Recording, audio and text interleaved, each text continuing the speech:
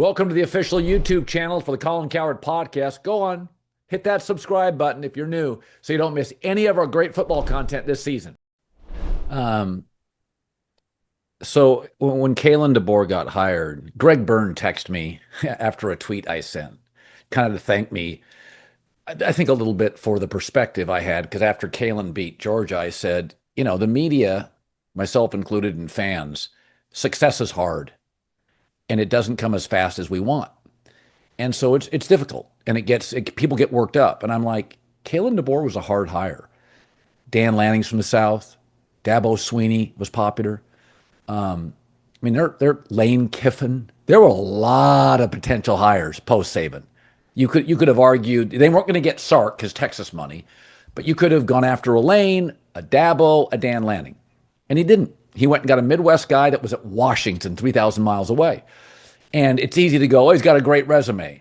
The South is different. The intensity is different. Some Western people, like Chip Kelly one time, when I think he was offered Florida, he's like, that's too much. I thought Philadelphia was rough. Like, that's too much for me.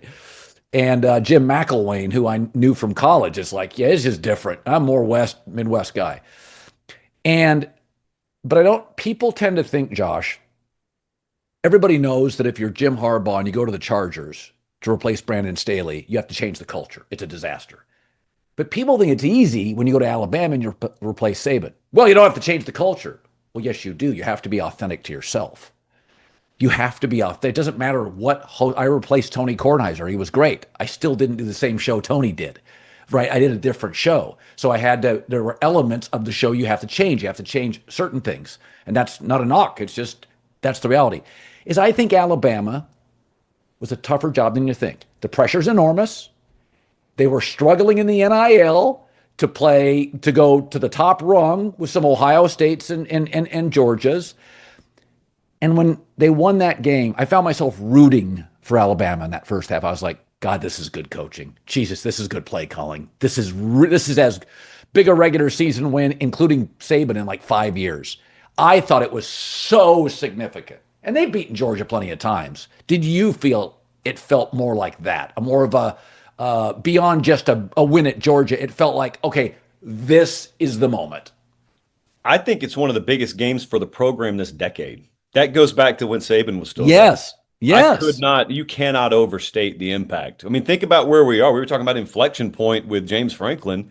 Okay, different standard at Alabama. They've won their championships, but it was under the previous guy. New guy, you don't know, really. And go into the alternate universe where they lose that game. And they're coming out of Athens already a 2-loss team, and you still got the rest of your conference schedule to go. You probably have 4 minimum losses staring you in the face. And what do? You mentioned Greg Byrne. Buddy, I wish you could have seen his face walking off that field Saturday night. Greg Byrne was the most relieved person in the entire building. That's the athletic director at Alabama, for those unfamiliar. Like, because his reputation's on the line with this hire as well. And the thing is, Greg Byrne's never doubted for a second that Kalen DeBoer's made of the right stuff.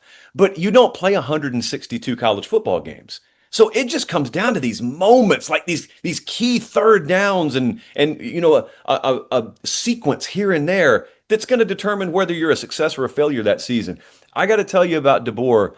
When he got there, I used the word ignorant. Ignorant is not lack of intelligence. Ignorance is sometimes you haven't experienced something. And I think he was maybe a little bit ignorant to what you're talking about, the true Southern football dynamic. Like, I think he looked at it, and I know this because I talked to him about it. I mean, he just talked about winning principles, and he's right. The same stuff wins everywhere. It's just the surroundings, the externals are way different in the South than they are anywhere not named Ohio State, basically, right. Outside of That's the right. South. I've said that for years. Ohio State's an SEC team North. That's the only one. So he got thrown into that, and as much as you try and wall yourself off from it, it's really impossible. You cannot wall yourself off from it. So I got to tell you now, people who have observed him from the outside may not see this. If you've been around Kalen, or even if you're just like a fan of the program, you follow him closer. Since that Florida State game earlier this year, has been like the third verse of Lose Yourself. The part where it's no more games. I've been cut. I'm bleeding all over the place, but I kind of get it now. I kind of understand. Like, you get thrown into the pot and it starts to boil. and it either consumes you or you adjust, and then you thrive in that environment. And that's what I wondered about him because I knew this time was coming. It doesn't.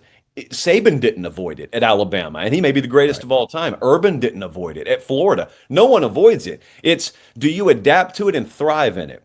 Because that's the 1 or 2% that are cut out to coach in the SEC and major That's college right. football. And I'm telling you, it's like putting new keys in the ignition, and it's kind of turned in him. And there's a lot of what we would call DGAFness, DGAFness that he kind of has about himself that is very indicative of someone who is now adjusted and who has acclimated to their surroundings and basically looked back and said, all right, game on. If this is how it works down here, game on. You mentioned the coaching job they did the other night. Buddy, that's an NFL coaching staff on that offensive side of the ball. I mean, Ryan Grubb literally came there when it didn't work out in Seattle, but they worked Georgia's defensive staff pretty thoroughly. And think about the sentence that just came out of my mouth because you don't really Mm. say that about Right. anyone. And so now, their reward is they get to play Vandy this week. And what stood out to me the most, and I can't believe this is a sentence coming out of my mouth either, to just give you an idea of how that program's wired right now. They're walking off the field in Athens. Huge win. And they're no more headed into the locker room than half the locker room's talking about the Vandy game. Half of them are in the locker room. They're in Sanford Stadium. They're already looking ahead to the Vandy game because that was the cattle prod to their neck last year that they never fully recovered from. So as much as the public circle at Georgia game, they were already well aware before they left the building of what's next week. Diego Pavia coming in there next week. Their Super Bowl last year. All right, they come into our building. College game day is going to be there. So it was an eye opener to me because I hadn't been to a Bama game this year in person. So I hadn't been around them in person. Yeah, I think that FSU game did something to them, and it may end up being the biggest blessing they could ever suffer from, if that makes any sense. Yeah, when I worked in Tampa for 2 years, I really learned because I love college football, but I'd grown up around Oregon. Washington was a great program, and Kevin O'Connell was a photographer. He's still an employee at WTVT, I think it is, Channel 13, and we went to do a story on like Tuesday or Wednesday. Spurrier was the coach of Florida, and we went down there and there were already fans Tailgaters. parked in Yeah. the parking lot tailgating. It was Wednesday, Yep.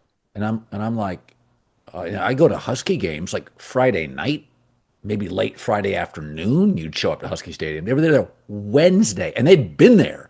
I mean, they had their their cooking utensils out. They were sitting in the chairs playing poker, and I'm like, wow, this is different. And Yeah.